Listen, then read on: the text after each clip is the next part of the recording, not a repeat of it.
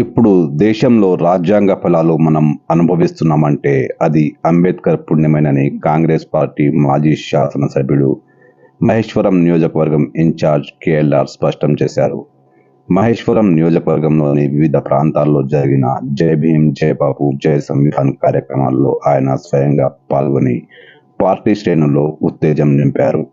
ఈ సందర్భంగా కందుకూరు మండలం మన్నెగుండ తాండాలో నానావత్ జమ్లాదేవి ఇంట్లో సన్నబియ్యంతో వండిన వంటకాలను స్వీకరించి ఆ కుటుంబ సభ్యులతో కలిసి సహపంక్తి భోజనం చేశారు.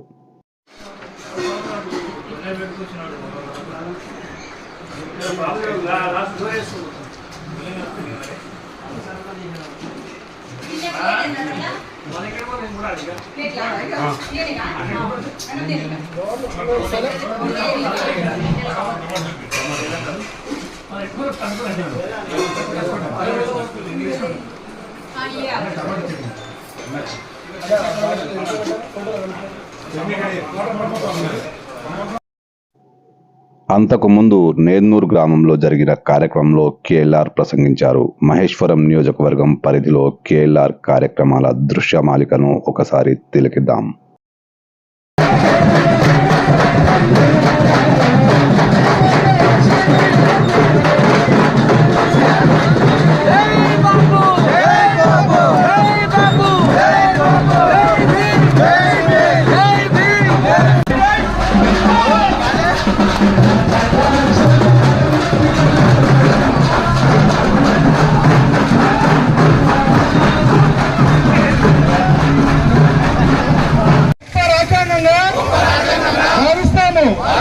మాకు సార్వభౌమత్వ, సామ్యవాద, లౌకిక, ప్రజాస్వామ్య, గణతంత్ర రాజ్యాంగ నిర్మించుకోవడానికి సాంఘిక, ఆర్థిక, రాజకీయ న్యాయాన్ని, ఆలోచన, భావ ప్రకటనను, అంతస్తుల్లోనూ అవకాశాల్లోనూ సమానత్వాన్ని కల్పించడానికి కుల, మత, ప్రాంత, వర్ణ, లింగ, ధనిక, పేద లాంటి ఏ రకమైన భేదాలు లేకుండా అందరికీ సమాన హక్కులు, బాధ్యతలు రాజ్యాంగం కల్పించింది.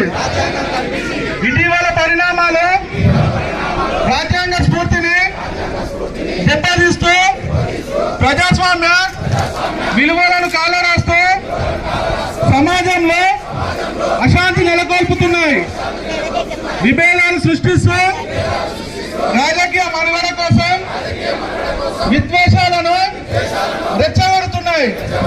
ఇలాంటి తరుణంలో శాంతి అహింసలను మూల సూత్రాలుగా మనకు బోధించిన మహాత్ముడి స్ఫూర్తిగా మనుషులంతా ఒక్కటే, రాజ్యాంగంలో అందరికీ సమాన హక్కులు కల్పించిన డాక్టర్ బాబాసాహెబ్ అంబేద్కర్ ఆశయాలను అమలు చేస్తూ మన గొప్ప రాజ్యాంగాన్ని కాపాడుకోవడానికి చిత్తశుద్ధితో, అంకిత భావంతో అహర్నిశలు కృషి చేస్తానని ప్రమాణం చేస్తున్నాము.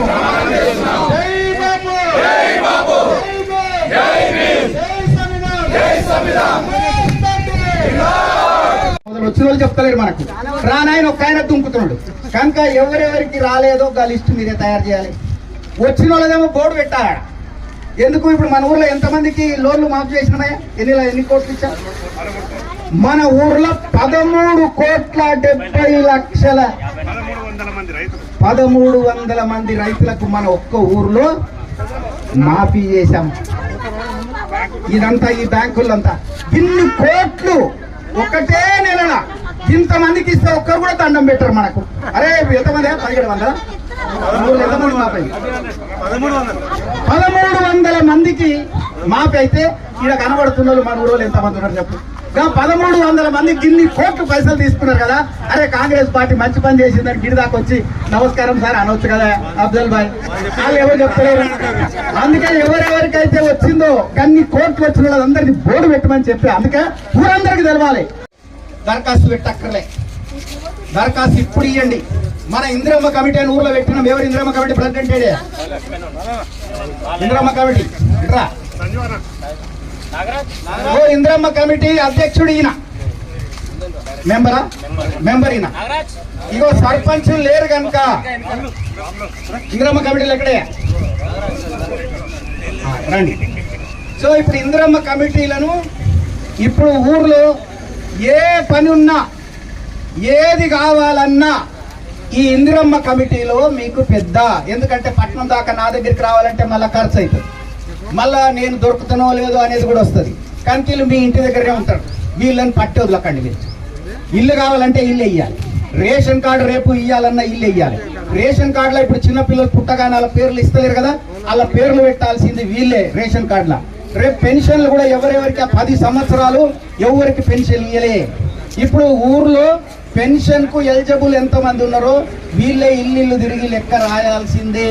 కనుక వీళ్ళకి అంత బాధ్యత అప్పచెప్పినాం కనుక మీరు కూడా ఈ బాధ్యతగా మంచి పేరు తీసుకురావాలంటే మీరు బీదోళ్లకు, నిజమైన అవసరం ఉన్నోళ్లకు నువ్వు అది అందిస్తే మీకు మంచి పేరు వస్తుంది, పార్టీకి మంచి పేరు వస్తుంది, గవర్నమెంట్కి మంచి పేరు వస్తుంది అని కూడా ఈ సందర్భంగా నేను తెలియజేస్తున్నా.